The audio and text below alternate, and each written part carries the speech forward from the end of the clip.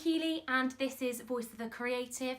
So I am here today to review the York Pinafore pattern, which is a new one from Helens Closet. So this came out last week and I was straight away really intrigued by it. I've been looking at quite a few pinafore and kind of dungaree patterns because actually my sister really wanted me to make one for her, and there's something that I haven't really considered as something I can wear, but actually after making this I think it definitely is something that I can get away with, and I plan to make a few more as well.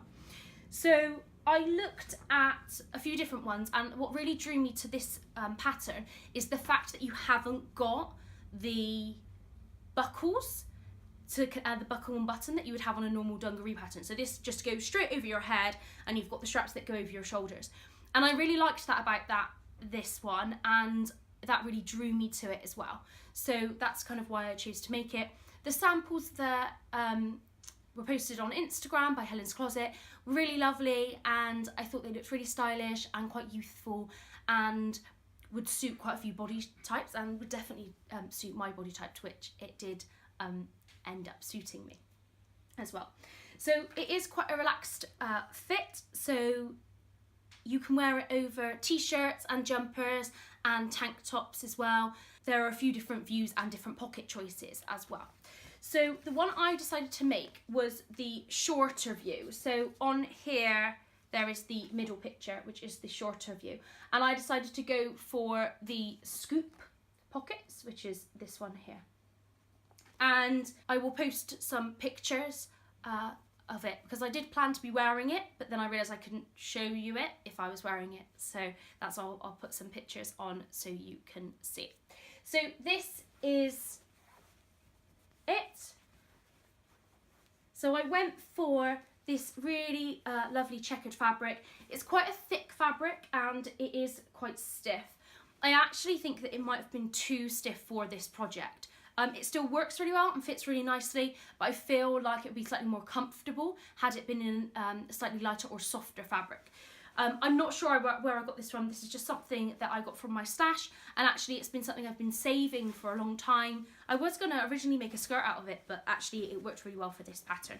So that's the fabric I used. And I made this in a large size as that was the recommended size for me, and it did work really well. I was a bit worried about the chest area because the pattern suggests actually an A to C cut, and I'm a little bit larger than that, but actually it fitted really well. And there are adjustments that you can make, and they're listed in the pattern if you did want to make the adjustment just there as well. But otherwise than that, I didn't make any adjustments. It did fit me quite closely on the hips, but actually it's fine, and it worked out really well. The instructions were really clear, and it was really lovely because there was a note saying new skills that you could learn. So one of the new skills I learnt with this was about bias binding. So I've never used bias binding before, or bias facing in any of my makes, and I don't think it was something I was actually actively avoiding. I just think it's something that I just didn't have a chance to do. So I was really excited to be able to learn a new skill through that, and it was really clear in the instructions, so that was really good.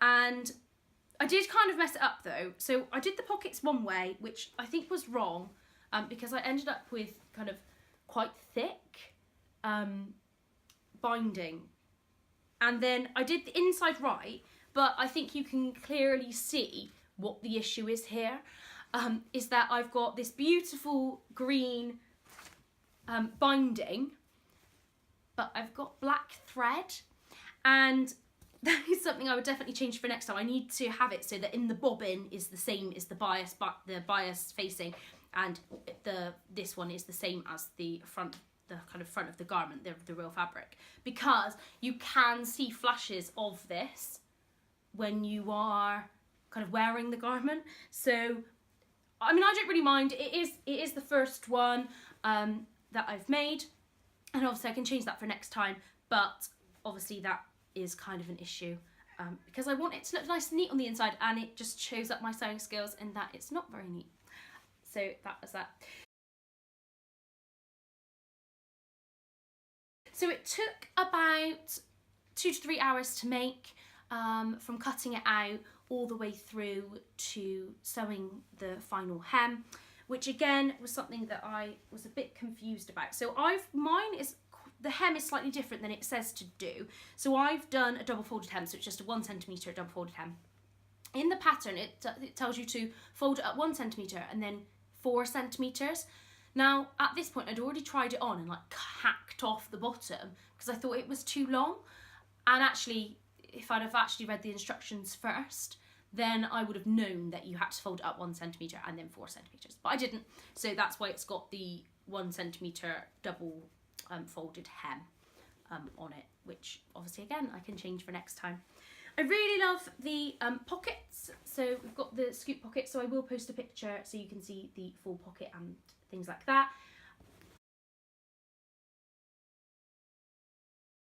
I do love these pockets, but I feel like I'd like to make it without pockets, which it is really difficult because I do love pockets, but actually I'm not quite sure about these on my hips mainly. So I'm definitely going to try the kangaroo pocket to see what that looks like. And I'm even tempted to see if I can do a pocket like this, but like the half kangaroo shape. So I'm going to see if that works out at all. So overall, I really enjoyed making this pattern. The instructions were really clear. There are now some really lovely examples online of different versions that the testers have made, so that's really good as well, some really good inspiration for that. And I am planning to make another one out of denim. I've got the denim ready to make, and that'll be my first item that I'm making out of denim, and that's going to be for my sister because actually she really liked the pattern as well, so I'm going to make that one. And I'm going to see if I can make one of these out of a jersey fabric, just so it'll be a bit softer for me, and see if that works out. I mean, it's not a pattern for jersey, it's mainly for woven fabrics, but I always like to give it a try doing patterns that aren't meant for jersey in jersey, so why not with this one as well. So great pattern, you will really enjoy making this. So if you've enjoyed this video, please press subscribe and press the thumbs up. Thank you so much for watching. Bye!